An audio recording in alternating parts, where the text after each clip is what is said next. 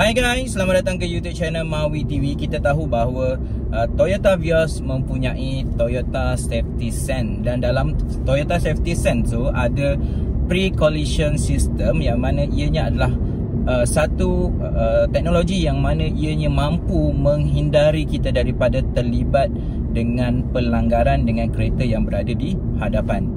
Okey, jadi banyak persoalan sebenarnya yang tanya tentang pre-collision system ni, dan aku dah buat beberapa video berkaitan dengan pre-collision system.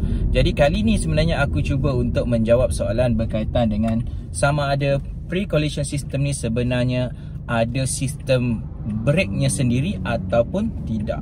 Okey, bagi menjawab soalan ini, jangan lupa untuk like dan juga subscribe YouTube channel Mawi TV, dan jangan lupa juga tekan button share. Jadi aku akan jawab soalan ini sebentar lagi.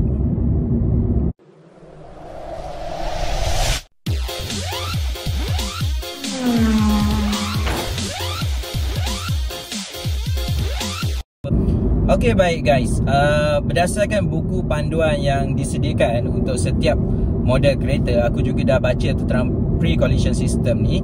Pre-collision system ni sebenarnya hanya beroperasi sekiranya korang memandu pada kelajuan 15 km sehingga ke 180 km sejam, di mana 180 km sejam itu adalah kelajuan paling maksima yang dicatatkan ataupun cut off lah yang buat untuk Toyota Vios ni. Sedangkan ada beberapa ujian yang menunjukkan bahawa ianya mampu mencapai lebih daripada 180 km sejam. Jadi aku tak menggalakkan korang membawa kereta ni melebihi kelajuan had kebangsaan lah.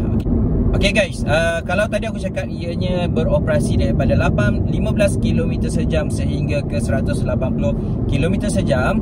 Okay, betul. Semasa situasi 15 km sejam, pre-collision system hanya akan memberi korang amaran sahaja.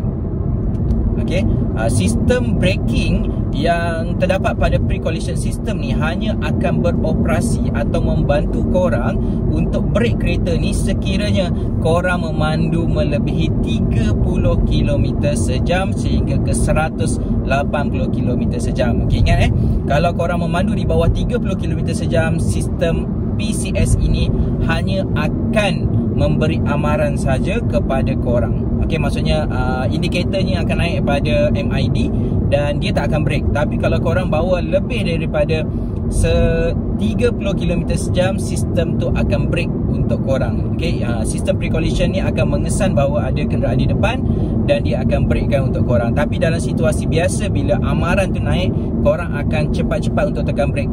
Okey, itu yang menyebabkan kadang kita tak perasan sistem brake tu beroperasi ke tidak.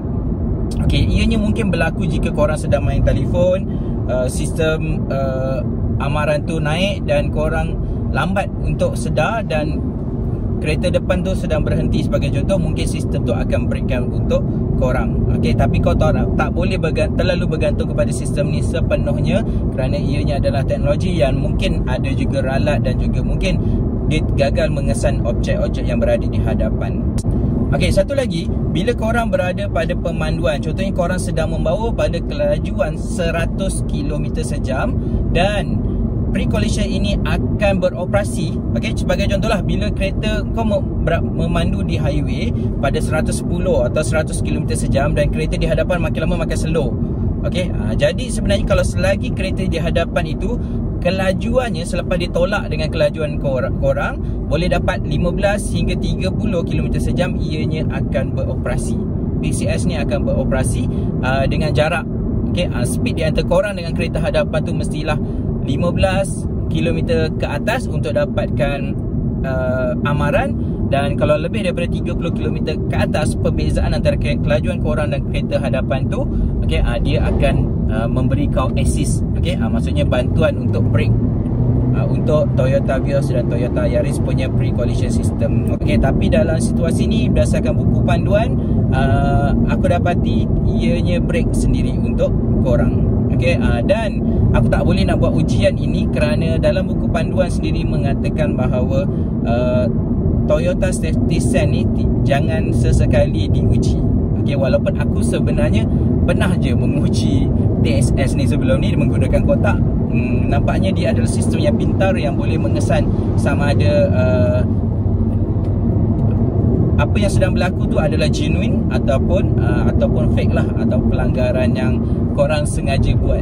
Okey, jadi itu je aku punya perkongsian kali ini, dan menjawab soalan adakah pre-collision system itu ada sistem braking ataupun tidak. Jadi jawapannya ada. Okey, jadi jangan lupa like dan juga subscribe YouTube channel Mawi TV. Lepas ni aku nak kongsi tentang Hill Start Assist. Okey, jangan lupa like dan subscribe YouTube channel Mawi TV. Kita jumpa lagi dalam video yang seterusnya. Assalamualaikum.